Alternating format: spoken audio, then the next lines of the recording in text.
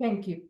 And this is really interesting because you can become a provider at a higher level, like let's say at the state, that you can then deploy services to the local level. It's much more complicated. I would not recommend it as your first contract with any governmental entity, but it's something that you can figure out if that's something for you for the future. Okay. New Mexico General Services, they have really helpful resources, vendor resources, vendor registration, hyperlink that you can utilize. So all of these are contracts that you can access and research. I'm gonna go to, okay, this is another awarded, this is something similar to the GSA that I mentioned here, General Services Agreement, but this is like when a state-wide agreement is in place, sometimes the municipality can leverage upon that contract to not go through their own procurement process, but you have to be competitive enough to be selected for the state. So it can be very fruitful in terms of projects, but it's more competitive because you have to be the best one selected at the state level. Okay. I'm gonna go into the workbook, but before that, I'm gonna go into Wesley's question about timelines.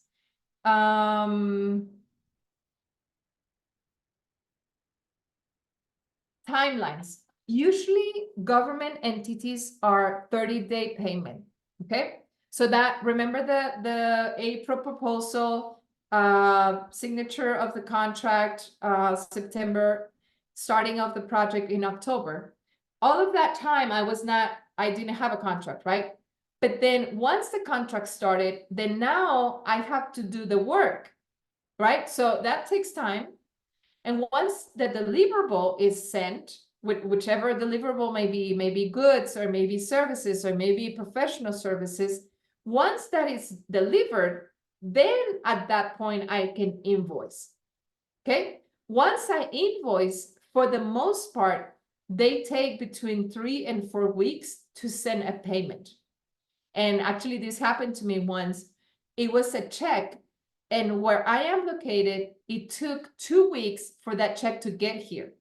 So it was like between the proposal submission, the contract awarded, the work I did, and my first check, it was 9 months.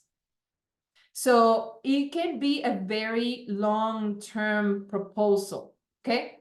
So when I talk about my $5,000 contract, the reason why I like it as an example of how I was able to go into this contract is because it was easy. It was 2 months. I invoiced as soon as the project was approved as final, and I got paid.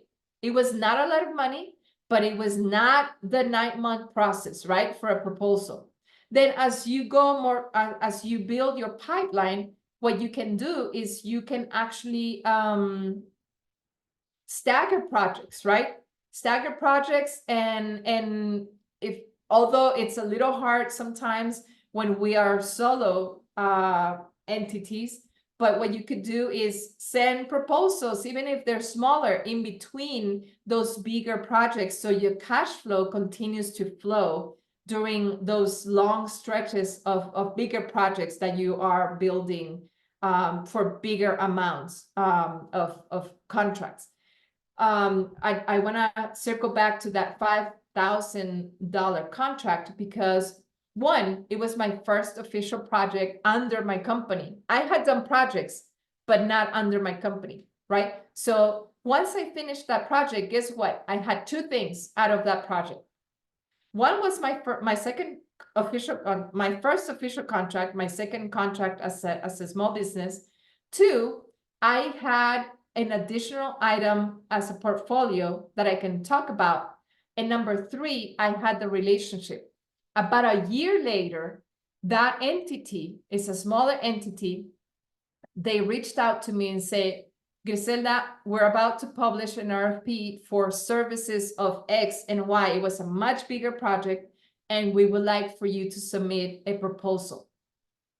Guess what? That contract became one of the largest and most complicated contracts I've had in my business, but it was like 8 times more than that initial contracts as $5,000. So don't underestimate what little contracts can do for you, for your company in the long term. In addition to me getting that established that relationship, it allowed me to gather a team that would help me deploy that much bigger contract. And this is a hack that I'm gonna give you all.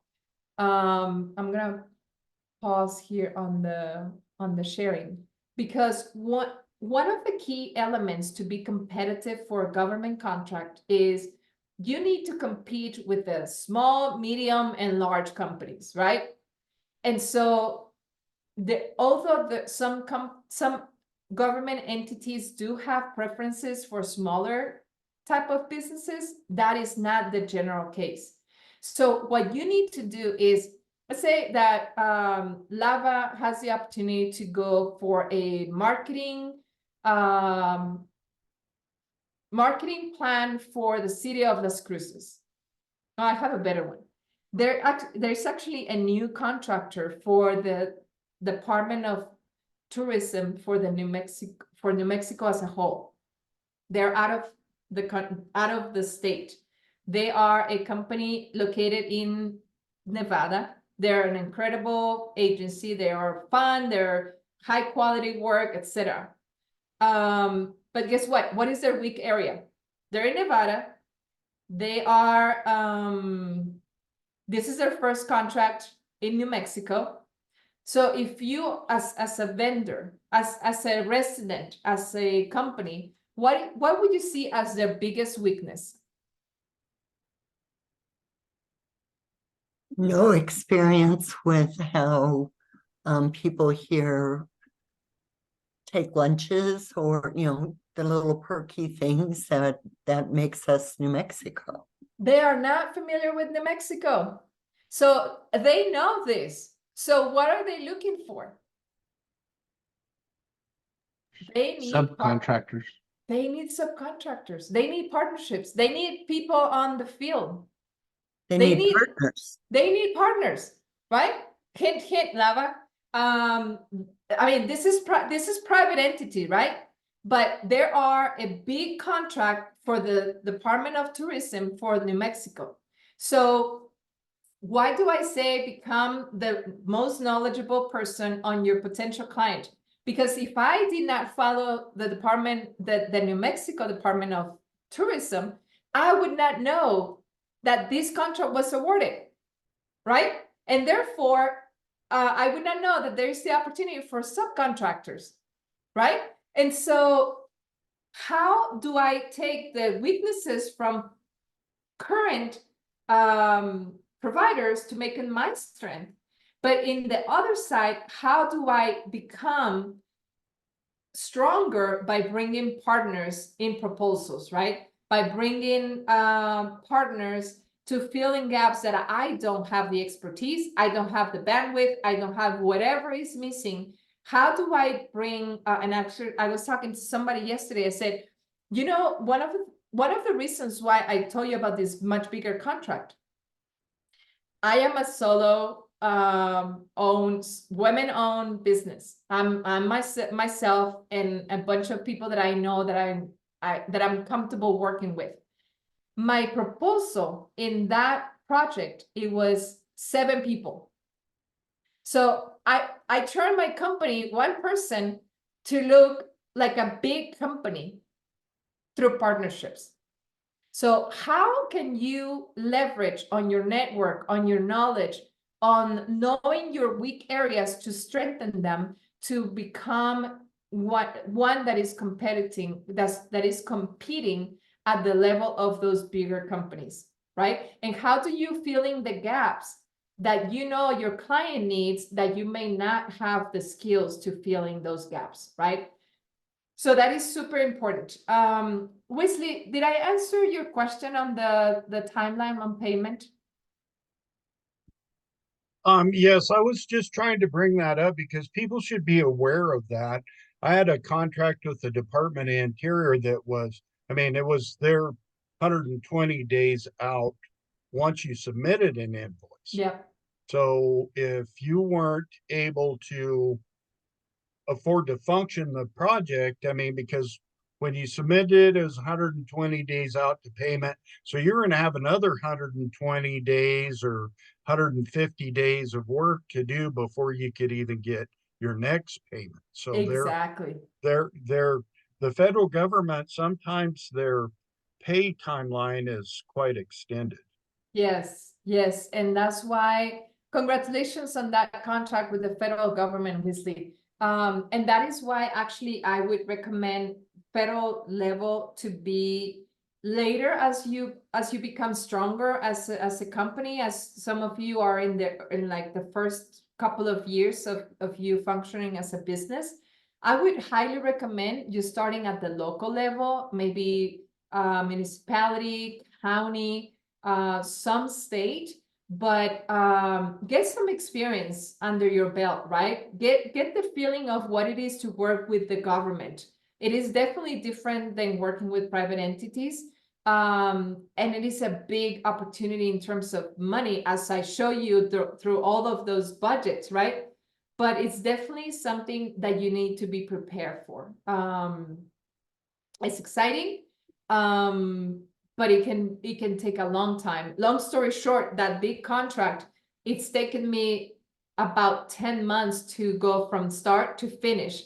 And on the second part, I haven't been able to bill anything until I finished that contract. So to Wesley's point, it's been 6 months since I sent the last invoice.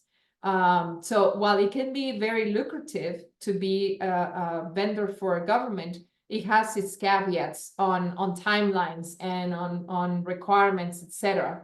But it's exciting because then you become part of making a difference in your communities. The last part I'm going to share with you is a very quick overview of the workbook that you're going to get. And this is navigating local and state government contracts. This is a workbook that you can actually go through page by page, utilize as checklist, as brainstorming. This would be the applied, like on your own version of what we did today, just thinking through possibilities and opportunities. So these are the different items included, including case studies that have been successful in their awards. This is preparing yourself for being a contractor, right? Are you a legal entity? Are you a registered business? Do you have the licenses and the permits? To Rebecca's point, are you tax compliant? Do you have the bookkeeping in place? Do you have the insurance? Do you have the financial stability that Wesley talked about? Qualifications and past performance. Past performance is a very important one that I want to speak to. When I started my own company, that first contract that I got, well, I got two. One from a friend that was finishing a contract, so I became his subcontract. And then the second one, my official big contract of $5,000. But one big piece is that when we are painting the picture of us as a company, especially in those first year, 2 years, you are not starting from scratch. You are starting from your past experience that now you're deploying through your small business.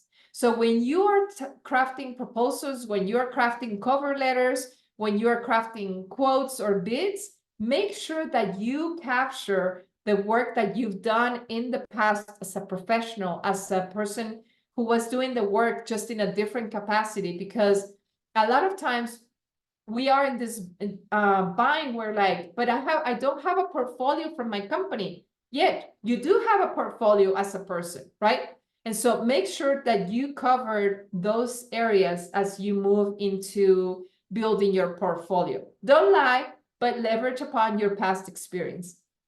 And the references, this may be the same. You may have worked with somebody outside your employment, and that is it's a cool reference, right? As you continue to build references for your business.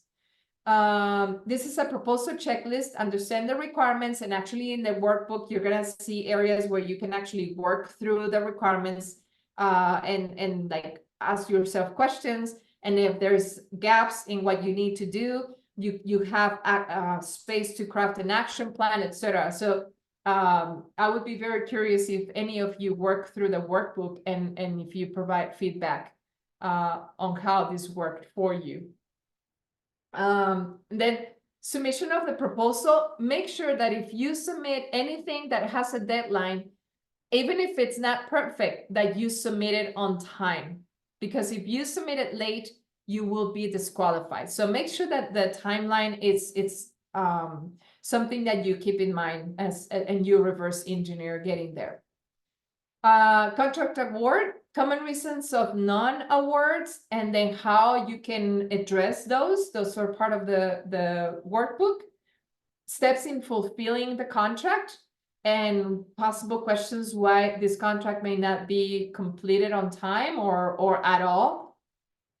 Contract management plan. How are you going to do this? What do you need? What are responsibilities? Who is going to be helping you to meet those requirements?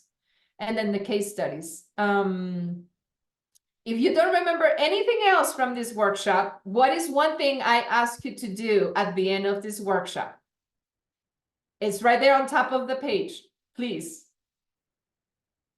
Register as vendors. Register as vendors. Start putting your name out there. Start doing it, right? And if you don't take that step now, Silvino, you may never take it, right? So start just exploring and taking little steps towards that. You may have you may register as a vendor and then see this solicitation that is the perfect one for you and your partners, and then you make it happen. But if you don't register, you stay out of the loop, you're definitely not going to find out of what opportunities there may be out there for you.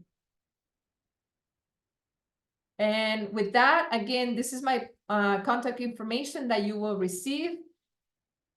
And with that, I conclude my presentation. If you have questions, I may have a few more minutes for you all.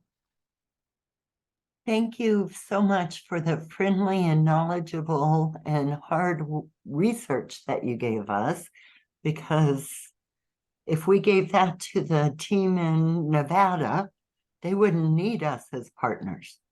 Well, I think they still need partners, hint, people who may be looking for opportunities. But I mean, these bigger companies can do this work, right? So how can I help you to give you a leg up to access those opportunities? So please make sure that you go to all the hyperlinks in this presentation, that you dig into opportunities, that you sign up as vendors. Actually, in the workbook is a whole page of different some are subscription based, but some have some free options where you subscribe, you select what type of RFPs you want to receive, and then you just start looking at them. And one day, if you're still hesitant, one day this perfect one will come your way. But you're welcome, Nandi. Thank you for your contributions as well. Thank you, Dr. Martinez. This was just like you're getting comments in the chat that this was just so beneficial. And, you know, I was really excited for everyone to come to this session in particular, because it's such great information. And we'll be following up with the recording, the workbook, and the presentation. So that email should be coming soon once the videos all download, and we've recorded a few of them. Thank you, Dr. Martinez, for also going with the flow. I had some unexpected things come up this morning, so I know we switched a little bit on you at last minute. So I appreciate your contributions, your partnership, your friendship, and Yes, and your willingness to share all of your great knowledge with us. So thank you. my pleasure, Kathy. And I would love to hear once you have a contract. I'd love to celebrate with you. So Kathy put my LinkedIn information on the chat. Kathy, you can feel free to share that with the group as well. If I can ever be of help, even if it's just to brainstorm to say, could I make this happen? How can I find partners? Feel free to reach out to me. And I look forward for you being successful in government contracts and for you to continue to grow your company and meet those goals that you've set for yourselves. Silvino, you're ready. Go at it. I feel like I'm ready too. It's just, I feel like I need to hire somebody to get me through this painful process. You know how you eat an elephant, right? Yeah, well, just a little bit at a time. Exactly. So go and register as a vendor. I think that would be the first step. But if you already have so much experience in the industry, you're more than ready. And because you know how industry works in the private sector, you would be a much faster type of contractor than what they're used to. And that on its own is a whole level of competitive advantage. Right. So you're ready. All right, Have thank a you, wonderful everyone. rest of your days, everyone. It was a pleasure meeting you all. Have a good day, guys. Thank you. Thanks, everyone.